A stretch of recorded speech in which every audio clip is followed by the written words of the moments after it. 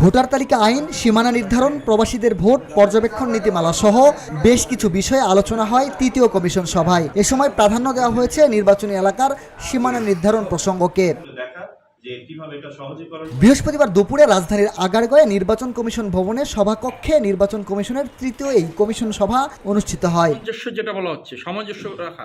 বৈঠক শেষে নির্বাচন কমিশনার আব্দুল ফজল মোহাম্মদ সানাউল্লাহ বলেন, জাতীয় সংসদ নির্বাচনে সংসদীয় এলাকা সীমানা নির্ধারণের ক্ষেত্রে শুধু জনসংখ্যা নয়, ভোটার, ভৌগোলিক আয়তন ও প্রশাসনিক সুযোগ সুবিধাকে প্রাধান্য দেওয়া হবে। আমরা এই গ্রাউন্ডে আমরা সীমানা নির্ধারণ করতে পারি। দুই হচ্ছে, যদি স্পেশাল কোনো সিচুয়েশন তৈরি হয়, ন্যাচারাল ডিজাস্টার বা কোনো কিছু, তাহলে কি করতে পারি।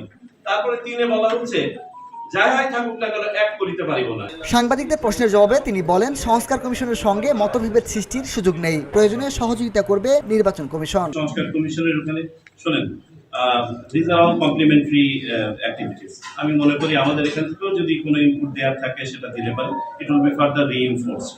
এটার সাথে কোনো কন্ট্রাডিকশনের কোনো সুযোগই নেই। এছাড়া আলোচ্য সূচির বাইরে এনআইডি সংশোধন, চুক্তিভুক্ত প্রতিষ্ঠানের নিরাপত্তা সুপারিশ, প্রবাসী বাংলাদেশিদের ভোট পদ্ধতি ও সফটওয়্যার হালনাগাদ নিয়ে আলোচনা হয়েছে বলে জানান নির্বাচন কমিশন।